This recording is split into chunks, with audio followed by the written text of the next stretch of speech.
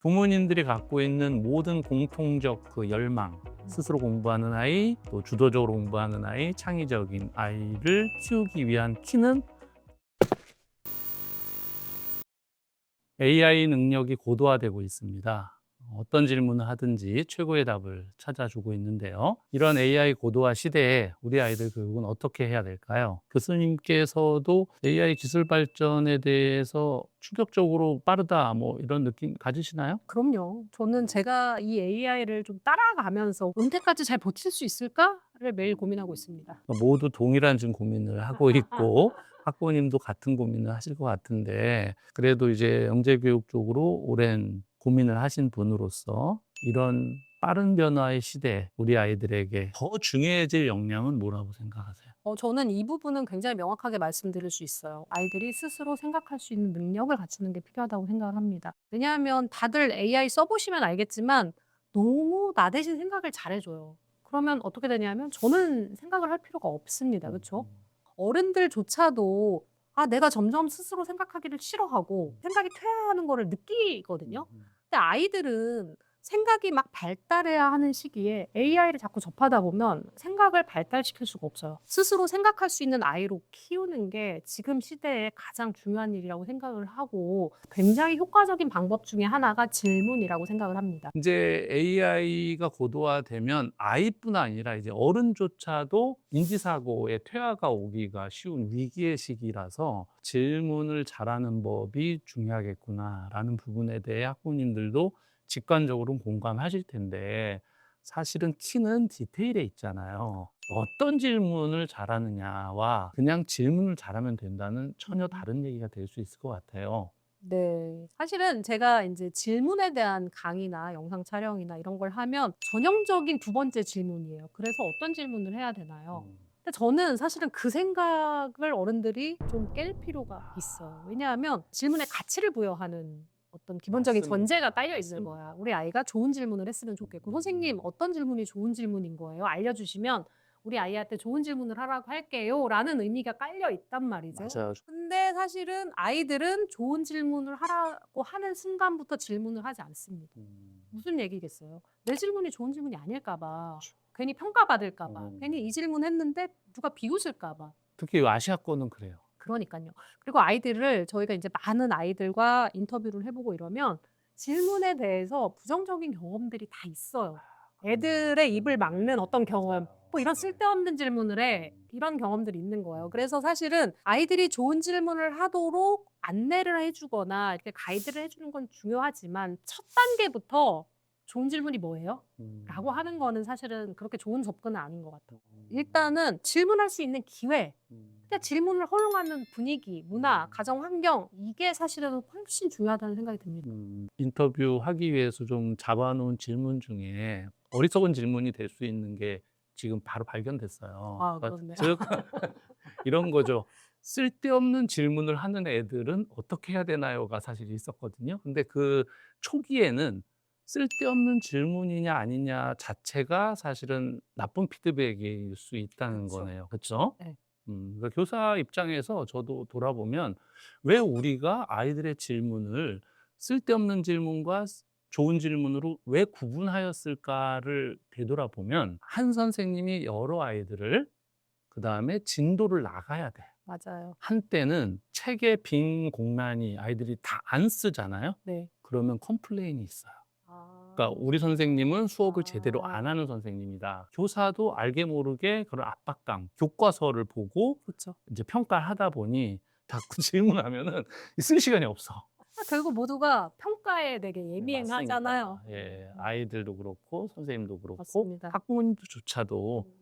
요런 프레임들을 이제 깨주는 시대가 돼 가고 있는 것 같다는 생각도 드네요. 물론 제 책에서도 좋은 질문을 하는 법에 대해서 얘기를 하고 있어요. 당연히 좋은 질문이라는 건 있는 거고 아이들이 뭔가 훈련의 과정을 통해서 좋은 질문을 하도록 하는 건 중요합니다. 그렇지만 제가 경험적으로 보면 아이들에게 질문을 허용하고 질문할 기회를 많이 주면 질문도 훈련이잖아요. 아이들이 하면서 어떤 질문이 좋은 질문인지를 스스로 깨닫기도 해요. 질문 활동에 쭉 참여를 하고 인제 이 아이가 뭐라고 했냐면 "선생님 제가 질문을 계속 해 보니깐요. 인터넷을 찾아서 바로 나오는 답보다는 굉장히 오래오래 생각해야 되는 질문이 훨씬 더 좋은 질문인 거를 알게 됐어요. 근데 좋은 질문과 좋지 않은 질문을 이론적으로도 구분하는 핵심적인 기준이에요.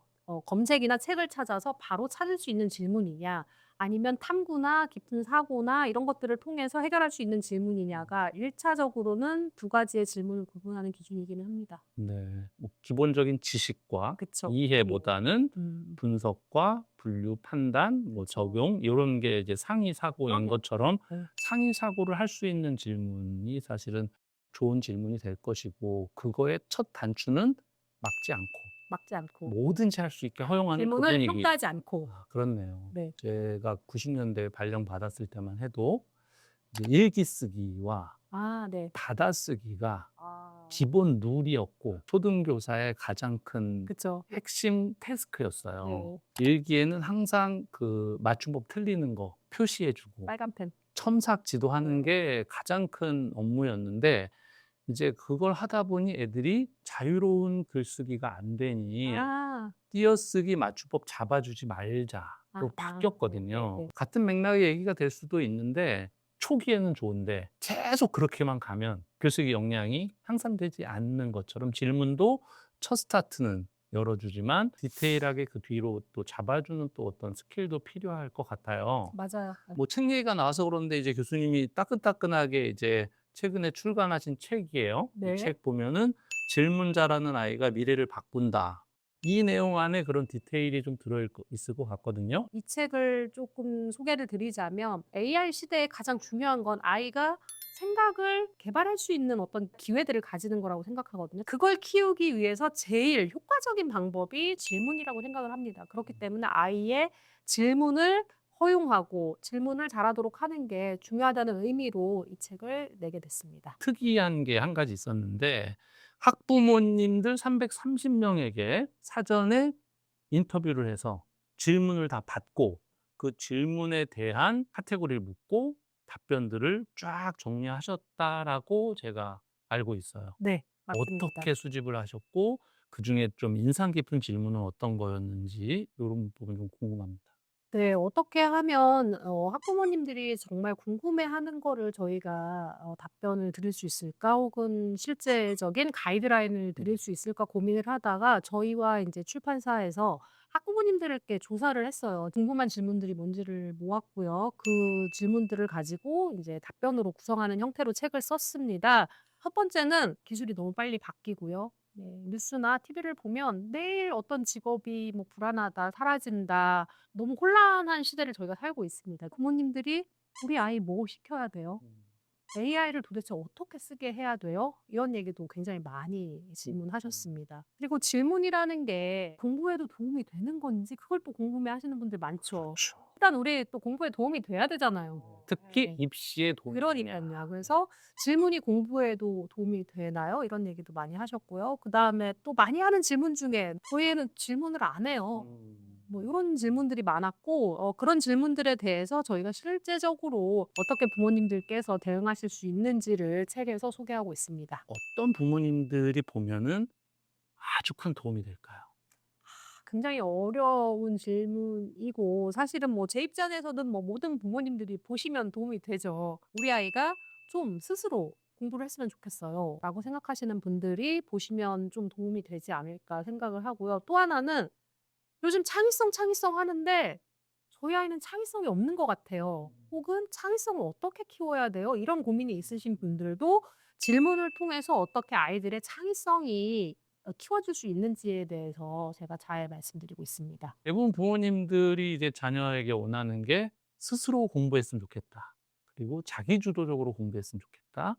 또 창의성을 가졌으면 좋겠다라는 게 교수님과 얘기를 해보니 영재성이 있었으면 좋겠다라는 말로도 해석이 되는 것 같아요. 왜냐하면 그게 이제 영재성을 갖고 있는 아이들과 일반 아이를 가르는 역량이기도 하니까 부모님들이 갖고 있는 모든 공통적 그 열망, 스스로 공부하는 아이, 또 주도적으로 공부하는 아이, 창의적인 아이를 키우기 위한 키는 사실은 질문에 네. 있다라는 말씀으로 좀 들리네요. 제가 굉장히 많은 학생들과 이 질문 교육, 질문 프로젝트를 하면서 실제로 그런 아이들의 역량들이 커지는 거를 너무 많이 확인을 했어요. 그래서 믿으시면 좋을 것 같아요. 그냥 하루에 질문 1개 하는 활동이 얼마나 아이들에게 많은 가능성을 열어주는지 확인해 보시면 좋을 것 같습니다. 질문하고 이 어색한 침묵을 못 견뎌요. 아이들한테 생각할 시간을 주지를 않아요. 학생한테 질문을 해놓고 3초 이상 기다리는 사람이 없습니다.